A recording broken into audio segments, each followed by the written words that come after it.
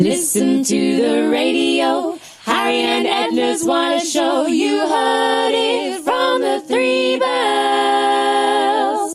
What-o, Harry? And what-o, Edna.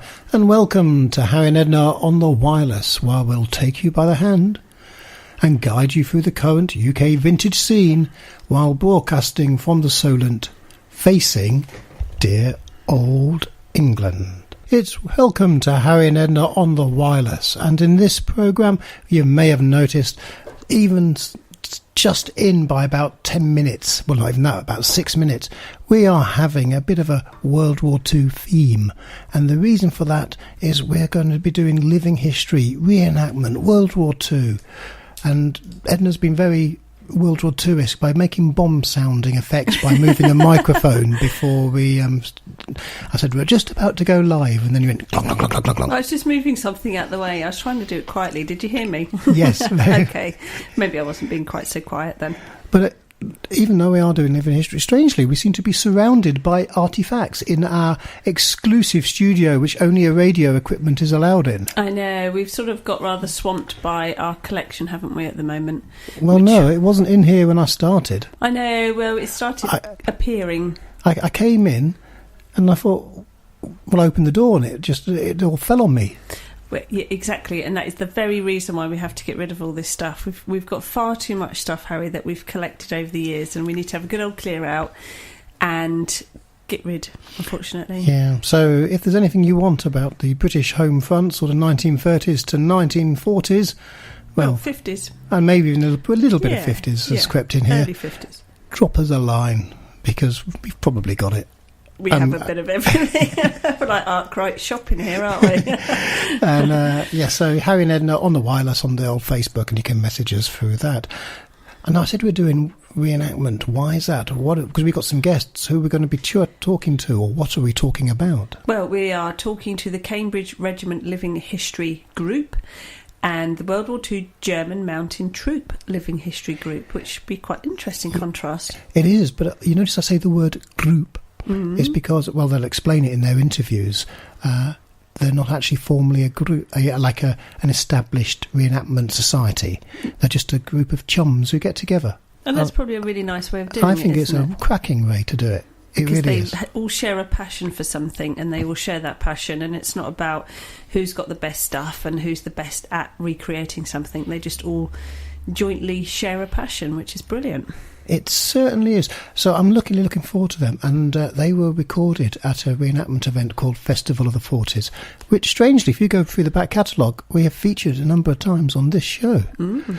Right. So we're doing World War II, sort of 1940s style music. What shall we go into? Why don't we have a bit of Henry Hall and the BBC Dance Orchestra with Homeward Bound? What ho? So, Edna, what are we going to talk about? Well, I thought we could talk about all the lovely things that are surrounding us at the moment. So why are you getting rid of the story of the last 30 years of my life? Our life, I beg your pardon. Well, it's partially we amassed such a collection, didn't we, before children arrived. And we've been given things, collected things, been donated things over all the years that we did this. We've spent a fortune as well. Spent an absolute fortune on it, and there gets to a point where you simply have no space left for it, and you have to declutter. So we were having a declutter, weren't we? And the more you start unpacking things, you realise we'd been very clever with our packing, and we'd pack boxes into boxes into boxes, and scarily we have a frightful amount of stuff. But it's all beautiful. I know, and some of it, to be fair, is when we were reenacting when they were when the children were young. So it's kind of clothing and toys and things. They've had the sort of vintage stuff since they've had babies. Vintage tricycles. I know. It breaks my heart. All three of them have used those. Yeah, we do have a vintage trike, which has really done the two, rounds. Didn't we? I know. One was called Pickle. It was very sweet. If you ever went to the Twinwood Festival... Well, actually, we did a number of festivals, but the Twinwood was the main one, so they spent all the festival riding round on their trikes. Well, it was an airfield, so it had this beautiful flat sort of well, it's sort of mixed between tarmac and gravel, wasn't it? Yeah. And they just would fly around there, bowling people over on their trike. It was temping bowling with bicycles, wasn't it? Because they've got rod brakes and they're not exactly the fastest at braking, are they, children? But it was great, and some great photos, actually, because people took a lot of photos of their guys. Huge amount taken of them on the trike. Them just cycling around, enjoying their tricycles. It's something that will not happen again. No, and our middle son reminded us of when our daughter was heartbroken because she'd got this Barbie. It wasn't Barbie, was it? Some doll. Do you remember the doll that got she'd put it in the little boot at the back of the trike, and little did we know that the hair got tangled around the chain. The chain, and we had to give Barbie a haircut. Yeah, she was distraught, wasn't she? Because she'd waited ages for this doll, saved up for it, bought it, and then mangled his hair in the chain. But memories. But unfortunately, we could hang on to it, but it really needs to go. It has to go. Now, if you are in the reenactment scene, your living room is probably like ours then, absolutely cram-packed with stuff, which is why I'm rather excited about us talking to these wonderful people. So after this track, we're going to speak to Neil Mitchum, who, I guess he was like the spokesperson for the Cambridge Regiment. I'm called them a living history group because I say they're actually just a bunch of chums who get together. But what wonderful track shall we play, Edna? What ho? Neil Mitchum, and I'm representing the Cambridgeshire Regiment. You guys, everyone else seems to be sweltering in wool, but you guys seem to be a little bit more sensibly dressed in shorts and I don't know, like an Airtex or a canvas vest. I take it the Cambridge Regiment you're portrayed in a different theatre of war than to the guys we've seen over doing European. Yes, we was in the Far East, mainly in Singapore and Malaya. And so what was different? Because you have an array of equipment out, which lots of the other chaps do, but I do notice there seems to be some slight variations going on. For example, if nothing else, just what you're wearing. So so I'm assuming, were they completely differently re-equipped? The weapons themselves are all the same. As I say, the rifles and the 3-inch mortars are all the same. It's just the uniforms that were changed for the lighter stuff. One thing I have noticed, we were talking a minute ago about the joy of sunburn, because I thought I said how great it must be on a hot day like today, and it is hot, believe me. It must be nice being in your shorts, and then you showed me your nice sunburn. But I'm guessing that's presumably what's going to happen. It would have been the same Cambridgeshire chaps going out over them. Yes, in fact it was recorded that when they stopped off in South Africa, everyone took advantage of the sun and got sunburnt then. So what is the history then of the Cambridgeshire Regiment? Because were they the first in the field then in the Far East? They weren't the first in the field because they started off in doing the local area, and with us it's North Cambs, March, Wisbech and Chatteris. Then they were sent off to Sheringham and Kellingheath and that area to defend the North Norfolk coast while they did their basic training. Reason being, they was just TA blokes who'd been called up at the last minute. After the time at Sheringham, they then was shipped to Leicester, where they helped bring in the harvest later on in the year. And towards the end of it, they then went up to Scotland, where they did training with the Norwegian Free Forces. After that, they then put them on a boat and sent them out across the Atlantic to America, then round to South Africa, where the boats then separated. Half of them then went to India for a bit more training, and the other half went straight into Singapore harbour. Now, Singapore's known as one of our greatest defeats, so were they caught up in all of that? Right in the thick of it. 3 days after landing, they were put straight onto the front line, 70 miles away from Singapore itself, where they was involved in some heavy fighting right up until the end. Then what happened to the regiment after that? After the war, they were reformed as a TA regiment again, and it went on then until 1954, I think, where it was then amalgamated with the Suffolk Regiment, and then after that it was amalgamated with Lincolnshire, Beds and Herts and a couple of others, became the Royal Anglian Regiment. I mean, you're displaying here and you've got a wonderful display, but are you out and about around the country, or are you purely a Cambridgeshire group, born and bred? Actually, we're just an amalgamation of friends who've got together and say we're all different groups. Just for today, we thought we'd get together and do the Cambridgeshire Regiment. I'm March born and bred, so I was the one that instigated it in the first place. Fantastic. Well, you've done very well, and I do admire it all. And then you were saying also, because you have a chap here for a little bit doing the home front, you saying also they carried on a little bit after doing a bit of home guard as well, sort of in name, shall we say. The Cambridgeshire Regiment was actually carried on with the home guard in this whole area. Actually, March, I think it had 2 or 3 different detachments of it, because we've got the railway had got its own home guard as well as the one in the town itself. What ho? That is one of my favourite tunes. We do like a bit of Shoo Shoo Baby, don't we? It was actually our daughter's too. Yes, that's She right. used to so love that song. Yeah, And then she met Captain Feathersword and forgot all about the crew chiefs. I know, but I just think it's a really jolly song. Shoo Shoo Baby. Indeed. It's also in the film A Matter of Life and Death with David Niven. Is it really? It is, because when, I don't remember the plot of the film, he's an air pilot that cheats death by ends up in like a high court in the heavenly bodies as to whether or not he could stay on Earth and continue to fall in love with, I've forgotten who it was, some American actress. I want to say Sheila Sim, but it's absolutely not. It's her, no, it was Kim Hunter, I think. Yeah, I think you're right. And in part of the evidence, the American chap says, listen to Britain Today and play something on the radio. And Roger Livesey, is it? Yeah. Says, well, listen to what they're playing in America. And it was the Crew Chiefs and Shoo Was Shoo it- Baby. Was it really? I don't remember that bit from the was. film. It Yeah. was. You're a And mind they- of information, And they both Harry. agree that it's really not very good. Really? Shock. Yeah. There See? you go. A See? bit of uselessness from Harry and Edna on the wireless. So if you're ever on Who Wants to Be a Millionaire and you get a question like that, I'm your phone and friend. What film was Shoo Shoo Baby in? There you go. With Roger Livesey. Yeah. And I've forgotten who the American chap is who's a prosecutor. He's some really famous actor. So famous we've forgotten who I've he forgotten. is. Never mind. Yeah. But if you want to find out more about Harry and Edna on the wireless, you can go to our Facebook page, for we are the only Harry and Edna on the wireless on Facebook. And you can find out what we're doing and all the shows when they come available. Or you can go to harryandedna.co.uk, and if you click on there, you can find the downloadable podcasts, which are the speech versions of the show. Because they're downloadable, we can't do the music. But if you want to listen to these tip-top tunes, then of course you can stream it. And go to Harry and Edna on the wireless and click on the listen again, and you'll hear every single show we've ever recorded.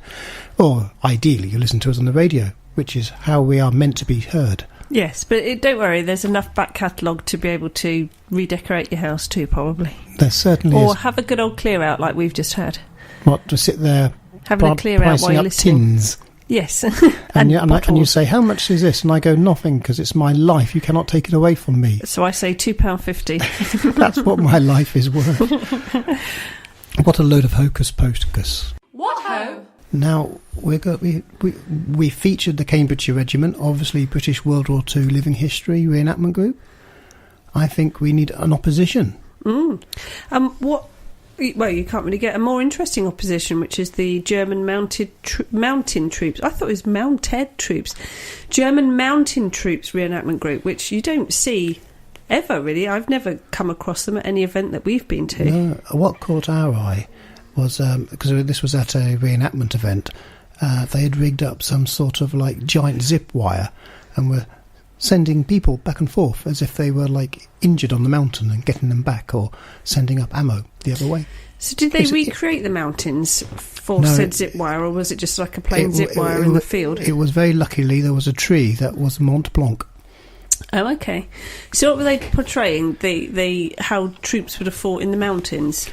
Yeah, I guess so. I mean, it was just really kind of giving you an idea of a whole different aspect that you really do appreciate how it is a world war, because sometimes you just tend to think of it all being over in Europe, and when you're saying that, our Cambridgeshire friends were portraying the Far East. So yeah, but what I really like is a lot of these groups that we've come across like this are portraying different aspects of the war, as you quite rightly say, and it's not just the flat battlefield shoot 'em up, punch 'em up battles. And there's another, I'm going to controversially say, there's another American troop living history group, or there's another British war troop group. These are really different aspects that would have been very obvious, well, not very obvious during the war, sorry. They're just, it's giving you different facets of how the war was fought, so it's not just battlefield reenactment. And I just take my hats off to all of those that really do their research and try and portray something different to the average. trying to get hold of some sort of mountain. Well, we're talking about our passion is home front. Yeah. And we love so trying to find a barrel toast rack was darn difficult. Yeah. Can you imagine trying to find a stretcher that was like whizzed off a mountainside? Because, I mean, there wouldn't have been very many German mountain troops, would there? There wouldn't have been the majority of the army. So I bet you have trouble finding that on eBay. Well, did they explain where they found this kit, or have they made some of it? Or because usually you find in these groups somebody's good at woodwork or someone's good at making things. This is why you should come to these events and not leave me to do interviews. Okay, do you not ask these searching questions? No, because I've got another searching question. Which the is? chap we're talking to after this track is Chris Derbyshire. Yeah. But I've got no way of letting him know he's on the radio. So if you know Chris Derbyshire... that does World War II German mountain troops reenactment. Get on the phone now and tell him. Yes. You're about to go live on air, Chris. Well, not live. Well, you're about to go out on air. Over the radio. Yes. So Chris Derbyshire, if anybody knows him, do let him know. Because it would be, well, he's going to miss his moment of fame. We'll talk to him straight after this track, which is... It is Charlie Barnett with... No, it's not. Yes, it is. Charlie Barnett with Skyliner. What ho? I am Chris Derbyshire and I reenact Feldwebel Christoph Rudiger of the 5th Division Gebirgsjäger Regiment. Basically German mountain troops. Well, what attracted us as we were walking around here was that you have a big rig, which I wrongly called a zip wire, which you said you'll explain to me in a minute. Everywhere else it's lots of guns and lots of bangs, but this is a different portrayal. Yeah, basically the Gebirgsjäger as a unit were used basically like the Germans' commandos. If the terrain was rough or mountainous, or there was a particular mission where they needed to get over rough terrain, then the Gebirgsjäger had the mountaineering skills and the winter warfare skills to carry that mission through. Other units tend to portray basic infantry or artillery or armoured, whereas we concentrate on the mountain warfare aspect. We are German mountain troops. Gebirgs means of the mountains, and Jäger is hunter, so we are hunters of the mountains. And this rig here is called a Tyrolean Traverse, and it's for taking casualties off the top of the mountain or across a crevasse or a gorge, and it's also for sending ammunition back up. And the way it works is you've got a brakeman. There's a Jäger, a hunter on one end, and a hunter pulling the casualty up the hill, while the other man is the brakeman. Nice and smooth, because he's hurt his legs. He's in what they call a Neil Robertson stretcher, developed about the same time as the First World War for ship-to-ship casualty evacuation. And when the lads came back from the First World War and started mountain climbing for sport, because it became very popular in the 30s, they said we used to have a piece of kit on ship that would be good for mountain rescue. So this is why they use this stretcher, which is basically the same as the spinal board that the paramedics use today. Splint work for the legs and the chest, and a nice stiff board underneath for the spine.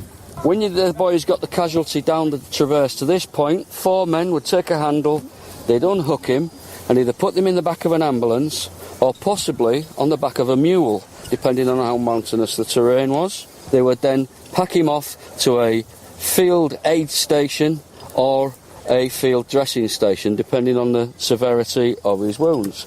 At that point, they would then hook up a big box of ammunition or water or even barrel of a field gun, and then they would send it back up the hill to supply the guys on the top of the hill. They also used a lot of animals, dogs and mules. Now the dogs, they used to take a dog with them up to the front. They'd pet the dog, they'd feed the dog and fuss it and make it at home for a couple of days. And then when they came down for respite, a bit of a break, they'd bring the dog with them, put saddlebags on the dog, made out of bread bags off the guy's belt kit, and they'd pack it with ammunition or medical supplies, let the dog go, and the dog knew where it was fed, and it'd run up the hill with the little supply pouches on its back, so the lads didn't have to carry that. Basically, they were like homing dogs. They used a lot of donkeys and mules to carry the heavy gear. Small field gun could be stripped down. One mule would take the barrel, another one would take the carriage, and another one would take the wheels. You'd need a few more for ammunition, and the guys would pack the animals off to the top of the hill. So a lot of animals used in mountain warfare.